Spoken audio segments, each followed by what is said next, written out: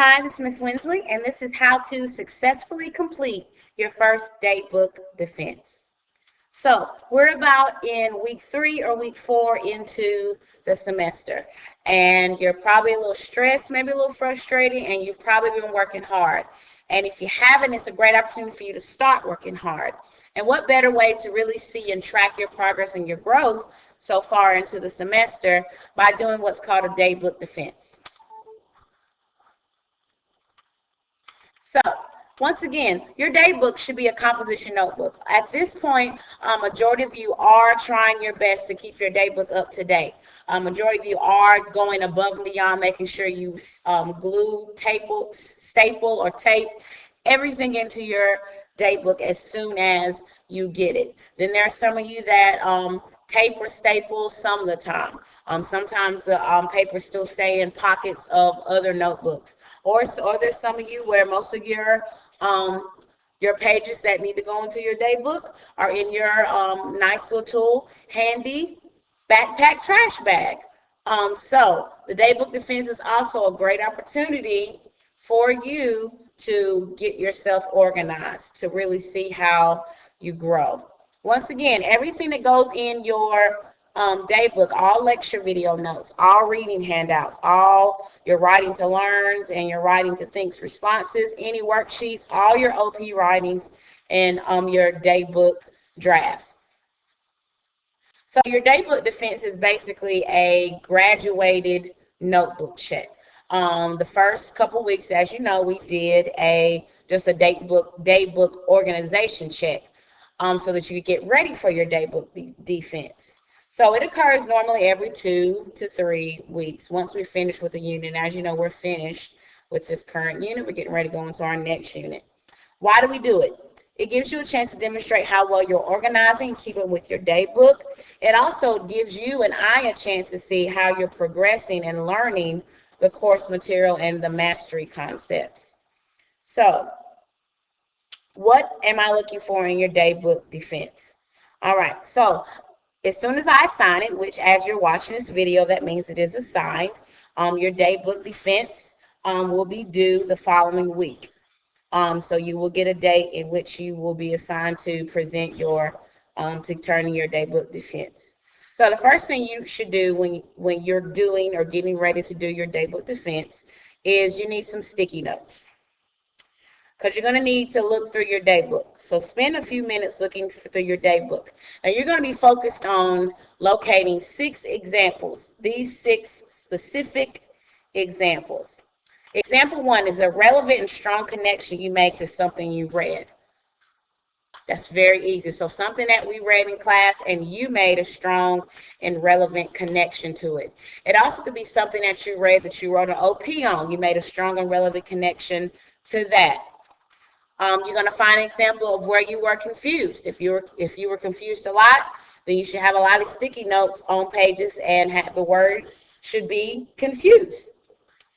3, when you showed understanding of an idea or concept. So you want to look through your daybook, and as you're looking through your notes and looking through other things, you want to look for a time when you showed understanding. Be like, oh, I understand that. I got that. Example number 4, an aha moment, where you finally had a light bulb go off and you made a connection and you realized something, and it literally made you say, aha, I got it.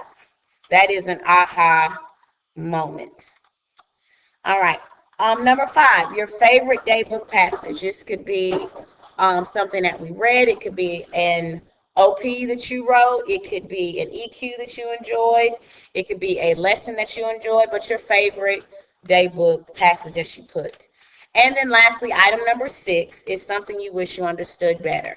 So you're going to be going through your daybook, and your goal is to try to find examples for all 6. So you need to find an example for number 1, find an example for number 2, 3, 4, 5, and 6. And you're going to label all of those. Then, after you've marked and labeled your 6 examples, here's where the writing comes in. You're going to take a few minutes to reflect through writing why you picked the passages you did. Then on the next available page in your daybook, spend the next 10 minutes writing your daybook defense. Typically what I do is I'll have your daybook, you'll actually do your daybook defense in class, where I will give you 10 minutes to write your daybook defense draft in your daybook. And then I'll give you another 10 minutes to type your daybook defense, and then you will turn it in. So your daybook defense is literally where you show your understanding of what you've been able to accomplish for the past 2 to 3 weeks or during this unit. Your daybook is then going to serve as evidence of your accomplishments. Now, your daybook defense can be written in bullets. You could have 1, 2, 3, 4, 5, 6, and then you could have examples, or you can literally write it out in complete sentences. Only thing that matters is that your daybook defense must be typed.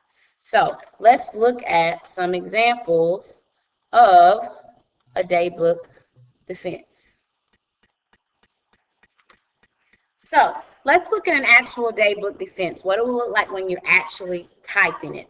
Your draft is literally going to maybe even be in bullet points in your daybook, but let's look at an actual draft of a daybook defense. So as you can see, because you are turning this in, you have to use proper MLA heading. So of course you have your first name, my name, English 10, and then you have the date in MLA style. Of course you want to enter twice, and you want to center and title this document Daybook Defense Number 1. Now as you can see, for this example, I literally put it in a bullet list, where I have my 6 items.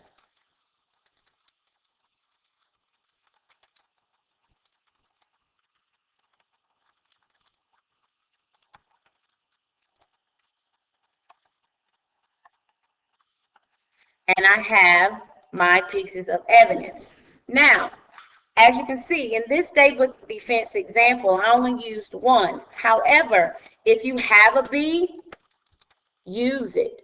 If you find more than 1, use it. That can only help you with your daybook defense. Because suppose you don't have an aha moment or a favorite daybook passage.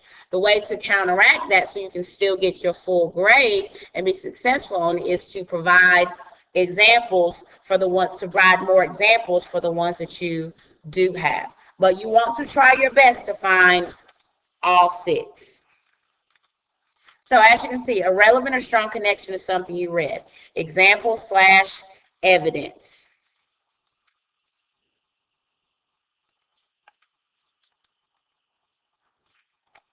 So in chapter 8 of AQWF, I connected to Paul and his interactions with his mother. My mother is currently ill, and his experience with his mother is one that I found was very similar to how I interact with my mother.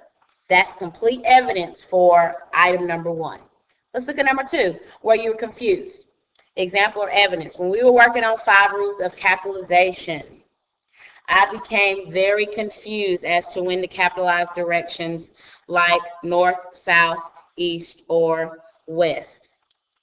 Bam, there's that one. Maybe there were more than one time you were confused. If there were, use it. That way, if you don't have something for item 3, for example, 3, 4, 5, or 6, you can say, well, I found more examples for another item. All right, so that is what your typed daybook defense will look like. And then lastly, this is the rubric. If you have all 6 items reflected and examples provided, you're going to get a 98, and that exceeds expectations. Remember, your daybooks are test grades, essentially, so they're worth 40% of your grade. So doing great on this is a way to really boost your grade up. Let's say you only have 5 items reflected and examples provided. You're going to get an 88. Still a great job, but maybe there was just 1 item you missed, or maybe you could only come up with 4 items, but you didn't have more than 1 example for those 4 items. 4 items is going to get you a score of a 3 or 78, which is below expectations, but it's still good for your first time out. A 3, 2, or 1 is where we get significantly below expectations. And a 50 is minimal value. That's where you only did 1 or 2. So if I, as a student, was literally to turn this in, it would get a score of a 50 because I only provided 2 examples. And then lastly, a 30 means fail to meet minimal value. Now, your daybook defense is the only time that you will get a 30 on a test or project grade. That's the only 30 you'll ever get. That's a daybook defense. So you want to make sure that you have your daybook. Just to have your daybook is going to at least get you a 50. All right. So this has been how to be successful on your daybook defense. I'm your teacher, Miss Winsley. You have a great day.